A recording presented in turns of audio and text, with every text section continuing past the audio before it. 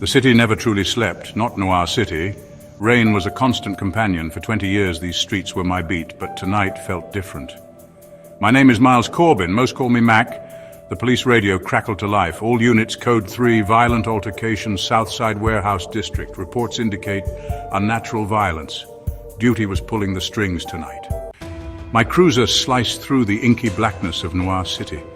The wipers struggled valiantly against the relentless downpour. They smeared the rain across the windshield, transforming the city lights into a distorted, chaotic canvas. Each street, each darkened alleyway held its own ghosts. Untold stories of sorrow, desperation, and sin. I knew many of them. Knew them like the back of my hand. This part of town, the South Side, was usually quieter. Deader, you might say, but tonight the silence felt different.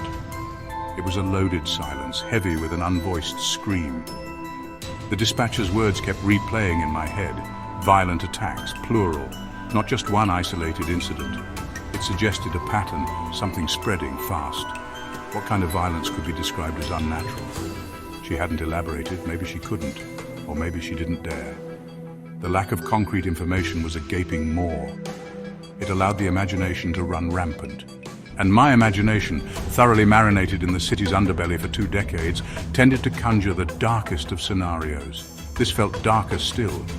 Noir City had its share of monsters, that was certain. The human kind. The ones fueled by greed or blind rage or just plain ugly hatred. I knew their methods, their motivations. I knew how to deal with them. My .38 special had a way of making persuasive arguments, but unnatural. That wasn't in any police manual I'd ever read. It hinted at something beyond the pale of ordinary human depravity. Something that didn't follow the established rules of this grim game. Something that broke my rules, the rules of the world I thought I understood.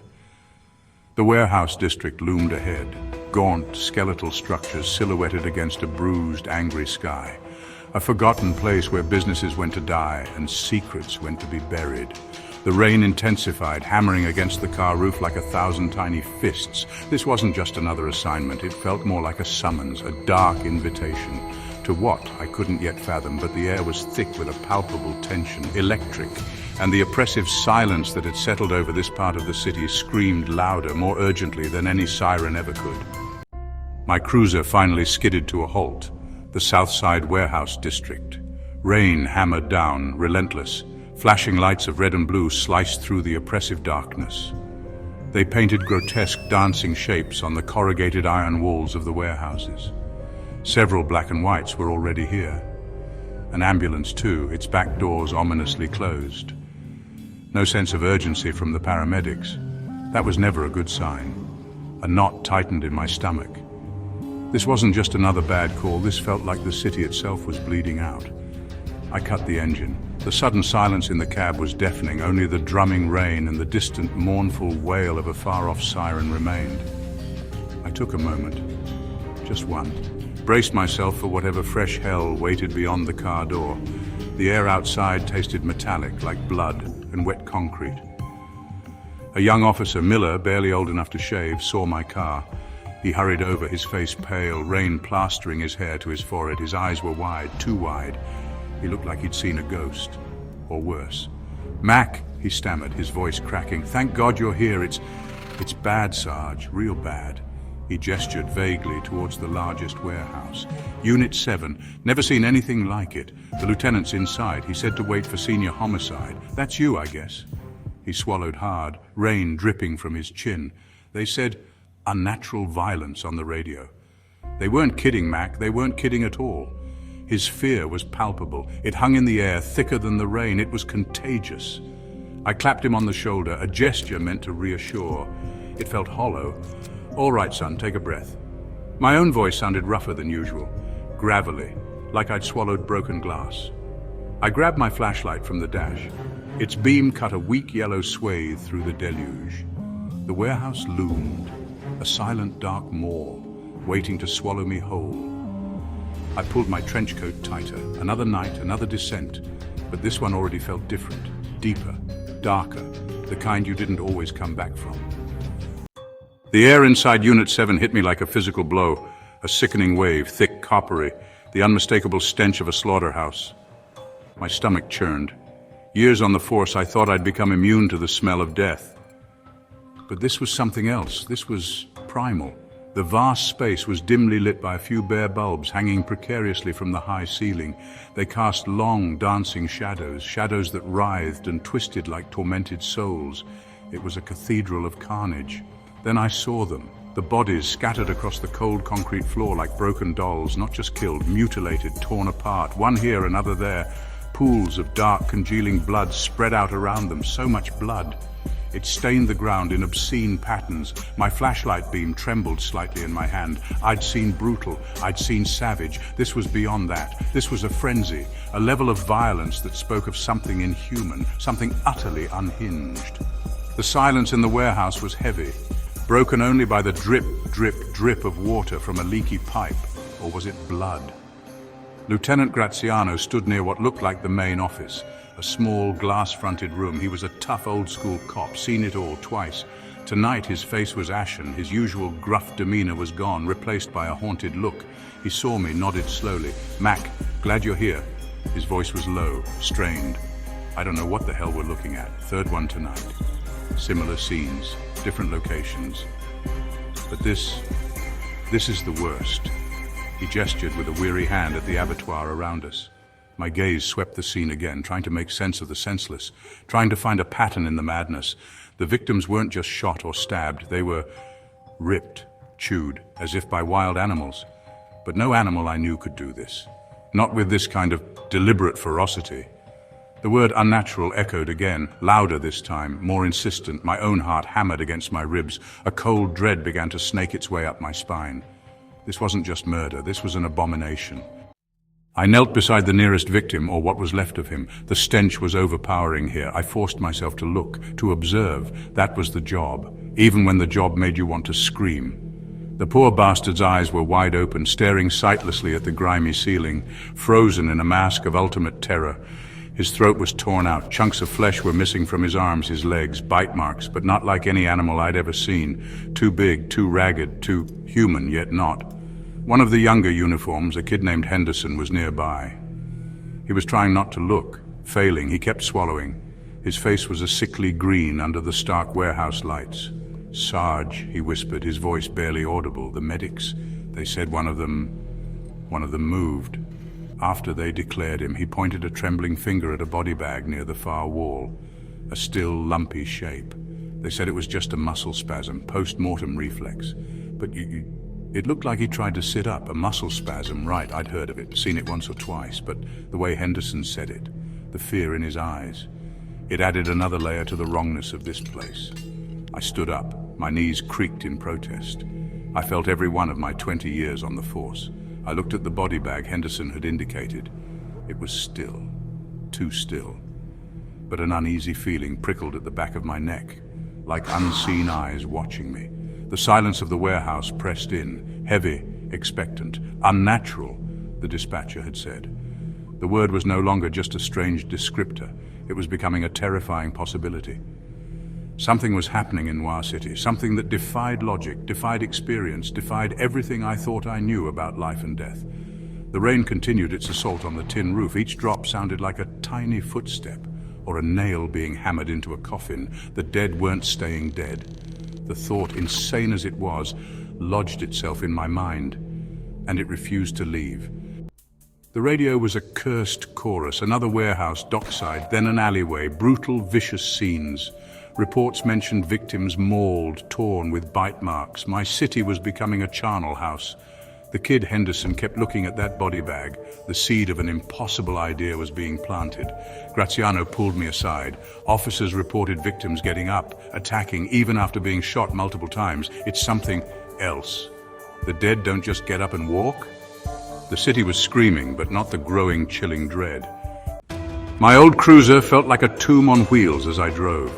The city lights outside were distorted smears of color through the rain-lashed windshield. Each red light seemed to pulse with a malevolent energy. Each darkened storefront held the potential for a new horror. The radio kept up its relentless chatter. More calls, more unnatural violence. The locations were spreading like a stain. From the industrial outskirts to the fringes of the residential areas, No part of Noir City seemed immune to this creeping pestilence. The details became sharper, more terrifyingly consistent with each report, driven by a singular, horrifying hunger. Fear was a contagion now, spreading faster than whatever was reanimating the dead. The city's thin blue line was being stretched to its breaking point and beyond. This was fear of the unknown, and the punchline was always another mangled body, the confirmed dead, getting up. The word unnatural kept coming back, something that had crawled out of the darkest corners of nightmare and into the rain-slicked streets of Noir City, and it was hungry. My resolve burned. I had to understand what we were up against. The alternative was chaos. A pattern was emerging. The dead were walking, spreading their affliction. Our weapons might not be enough. How do you stop something already dead? Tonight in Noir City, that was the only question that mattered. The morgue was the next step. A powder keg with a lit fuse. I had to see it for myself, towards the municipal morgue, to find the truth. The city morgue, a squat grey building that always looked like it was perpetually frowning at the living. Tonight it felt like the waiting room for hell itself. Rain still fell in relentless sheets. Noir City Municipal Morgue, it read. The usual city hum felt miles away. I pushed open the heavy oak doors. The reception area was dimly lit and disturbingly quiet, something older, fouler. The scent of decay, but with an undercurrent of movement. This place was wrong. A muffled thud followed by a short, sharp cry. I drew the weapon. "Police," I shouted. Suddenly a figure stumbled out from a corridor to my left. A man in a blood-smeared white orderly uniform. The bodies, they're not dead, they're attacking. You gotta help. They got Dr. Albright. The city's dead were indeed rising, and they were hungry. The orderly Peterson was catatonic with fear, but my only guide. I grabbed his arm, trying to project a calm I didn't feel. "Show me," I commanded. We moved down the sterile corridor. Guttural groans and shuffling sounds grew louder. This wasn't just death, but death defiled. We reached heavy stainless steel doors. "Cold storage," Peterson whispered. "They're in there." The room beyond was vast, lined with refrigerated body drawers. Several were open, empty. Then I saw it, a figure at the far end of the room. Its eyes were milky white, vacant. Another sound. A drawer burst open, a skeletal hand reached out. The room was coming alive. Dr. Albright, half devoured, stared with vacant eyes. Peterson screamed. This was an outbreak. The dead reanimated. Zombies. The morgue was a factory, churning out an army of the undead. The reanimated corpse lunged, surprisingly fast, snarling. I raised my .38 and fired point blank. The creature barely flinched, continuing its advance. This wasn't like shooting a man. More were shuffling towards us, drawn by the gunshot. I shoved Peterson behind me. I fired again, aiming higher. The head. You had to destroy the brain. I squeezed the trigger. Its head snapped back and it dropped. But there were more. So many more. We fought our way back towards the exit. We burst out through a rear-loading dock door. This was the beginning of the end. We stumbled out from the morgue's loading dock, Peterson and I, rain lashing down, the city a cacophony of sirens and distant screams. The stench of death clung to us, unshaken by the storm. Noir City was drowning in the undead. The end was here. My phone vibrated. Sarah. Dread, colder than the rain, gripped me. I answered, my voice barely a whisper. Sarah's terrified scream cut through the static. "They're trying to get in, Mac! Hurry!" The world narrowed to her voice, her terror. "I'm coming, Sarah. Hold on," I shouted, but the line went dead. Only static remained. Peterson babbled beside me, but I barely heard him. I had to get to her. Now! Nothing else mattered. Peterson was lost, his mind shattered. I left him, sprinting through the rain to my cruiser. The city was unraveling, shambling figures emerging, drawn by the living. My hands shook as I fumbled with the keys, every second a hammer blow against Sarah's chances. Finally, the engine roared to life. The cruiser was my only hope, my chariot through hell. More of them appeared, drawn by the sound. I floored the accelerator, tires screaming. I didn't look back. There was only one direction, home. The streets were hunting grounds now. I drove into the heart of the nightmare, armed with a nearly empty gun and desperate hope. The rain hammered the windshield, darkness closing in.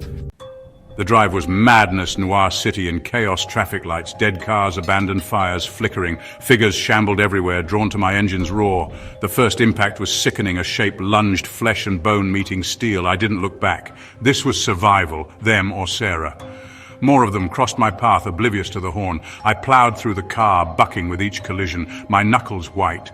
Vision tunneled, I focused only on the road ahead. The city blurred past rain emergency lights, the undead. My cruiser became a weapon, clearing a brutal path. Every instinct screamed to slow down, but Sarah's voice overrode everything. Caution was death. I drove like a man possessed, desperate to protect what mattered most. My street, Elm Drive. Once safe, now a stage for horror. My house at the end, door ajar, splintered wood telling a brutal story.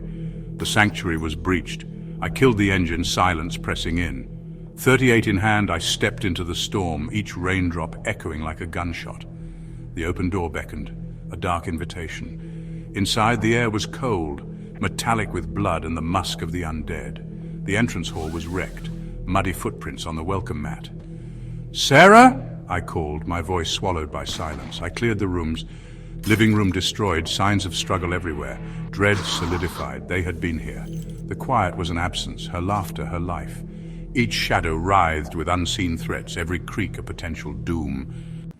I climbed the stairs, each step a drumbeat of dread. The bedroom door was ajar, darkness spilling out. A faint, wet gurgle reached me. I pushed the door open. Sarah huddled in the corner, her robe torn, hair matted. Her eyes were milky, her face marred by a bite. Hope died. She turned, snarled, and lunged faster than I imagined. I sidestepped, pleading, "Sarah, it's me, Mac." But there was nothing left, only hunger. Tears streaming, I raised my gun, but couldn't shoot her head. I shot her knee instead. She crumpled, snarling, crawling. Numb, I tied her hands, dragged her to the bathroom, broke the handle. My love, trapped, lost and gone. Sarah, she was secured. Trapped. My hands, slick with rain and something fouler, fumbled as I reloaded my .38 special. My home now felt like a defiled crypt, haunted by the ghost of her laughter. There was no room for the crushing weight of grief. Only cold resolve could keep me moving. This wasn't some random act of God, some natural disaster.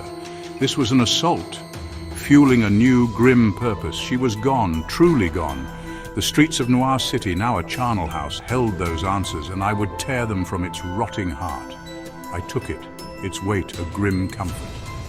Noir City stretched before me, a canvas of pandemonium painted in shades of fire, shadow, and relentless weeping rain. One man against a city teeming with nightmares. I descended the steps into the storm, into the heart of a dying city, determined to find answers, to exact a price, to survive.